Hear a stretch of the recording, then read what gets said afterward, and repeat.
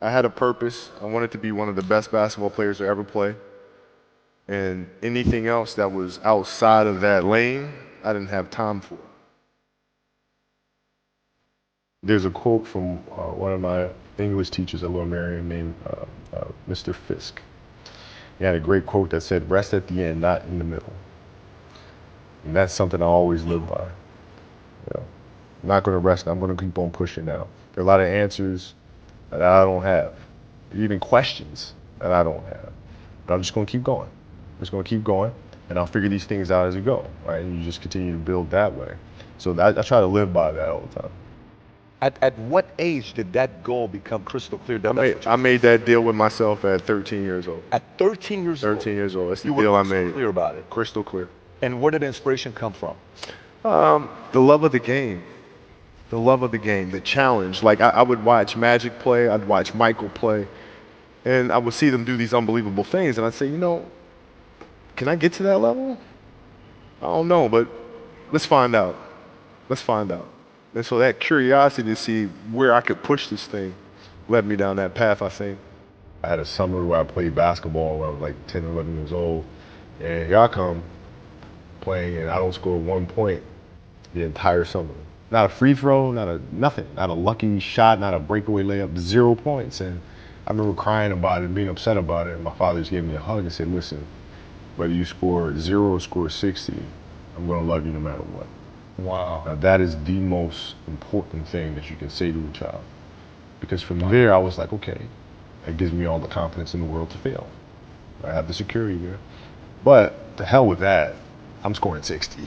From there, I just went to work. I stayed with it. I kept practicing, kept practicing, kept practicing. I think that's when the idea of understanding a long-term view became important. Because I wasn't going to catch these kids in a week. I wasn't going to catch them in a year, right? So that's when I sat down and said, okay, this is going to take some thought, all right? What do I want to work on first? All right, shooting. All right, let's knock this out. Let's focus on this. Half a year, 6 months, do nothing but shoot. Right. After that, all right, creating your own shot, and you focus. So I started creating a menu of things. When I came back the next summer, I was a little bit better. I scored. Yeah. It wasn't much, Right. but I scored. And this is 12, 13. 12, 13. And then 14 came around, back half of 13, 14 years old, and then I was just killing everyone. And it happened in 2 years. And I wasn't expecting it to happen in 2 years, but it did, because what I had to do was work on the basics and the fundamentals. But they relied on their athleticism and their natural ability. And because I stick to the fundamentals, it just caught up to them. And then my body, my knees stopped hurting. I grew into my frame, and then it was game over. Wow. Were you always competitive from the day you were born? You were super competitive? Competitive with things that I participate in. So I'll put it to you this way. So basketball for me was the most important thing. So everything I saw, whether it was TV shows, whether it was books I read, people I talked to, everything was done to try to learn how to become a better basketball player. Everything, everything. And so when you have that point of view, then literally the world becomes your library to help you to become better at your craft. So at 13 years old, I had I had a kill list. And so, they used to do these rankings. It was Street and Smith basketball rankings. And I was nowhere to be found because I was like 6'4", scrawny, like 160 pounds soaking wet. So I was like 57 on the list. And so I will look at 56, 55, all the way up to number 1, who these players are, what club teams they played for. So when we go on an AAU travel circuit, I got to hunt them down. Right? And so that became my mission in high school, is to check off every other person, all those 56 other names, hunt them down and knock them down. So when we played at 13, I would size you up and see what your strengths and weaknesses are. How do you approach the game? Are you silly about it? Are you goofy about it? Are you good at it just because you're bigger and stronger than everybody else? Right? Or is there actually thought and skill that you put into it? Right? And when I'd play to my weaknesses. I always work on the things during those games that I was weak at. Left hand, pull up jump shot, post game. Right? So I have a strategy. What was really your work ethic like, and for how long did you stay disciplined? Well, I mean, I mean, every day. I mean, since 20 years. I mean, it was an everyday process and trying to figure out strengths and weaknesses. For example, jumping ability. Now, my vertical was a 40, wasn't a 46 or 40, 45. My hands are big, but they're not massive, right? So you got to figure out ways to strengthen them so your hands are strong enough to be able to palm a ball and do the things that you need to do. Quickness, I was quick, but not insanely quick. I was fast, but not ridiculously fast, right? So I had to rely on skill a lot more. I had to rely on angles a lot more. I had to study the game a lot more. And but I enjoyed it though. So like from the time I can remember when I started watching the game, I studied the game, and it just never changed. What does losing feel like to you? It's exciting Why is it exciting? because it means you have different ways to get better. There's certain things that you can figure out that you can take advantage of, right? Certain weaknesses that were exposed that you need to shore up, right? So it was exciting. I mean, it sucks to lose, Right. but the hardest thing is to face that stuff. That's a really, really tough challenge. How did you get mentally and emotionally so strong where it doesn't bother you? Well, you got to look at the reality of the situation. Like for me, it's not, you kind of got to get over yourself, right? And then after that, it's okay, well, why did those air balls happen? Got it. I didn't have the legs. So you look at the shot, every shot was online. Every shot was online, but every shot was short, right? I got to get stronger. I got to train differently. The weight training program that I'm doing, I got to tailor it for an 82 game season so that when the playoffs come around, my legs are stronger and that ball gets there. So I look at it with rationale and say, okay, well, the reason why I shot air balls is because my legs aren't there. I go, well, make sure they'll be there.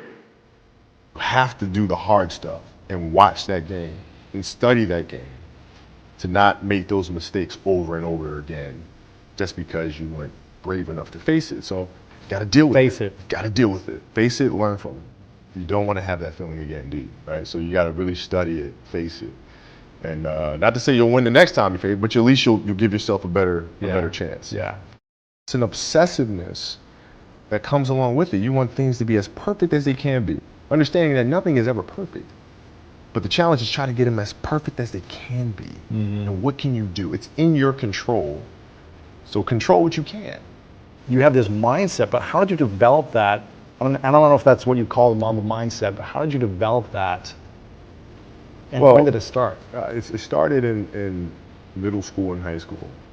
Because a lot of the kids that I was playing against were inner city kids. And so they're looking at me as if, okay, this kid's soft.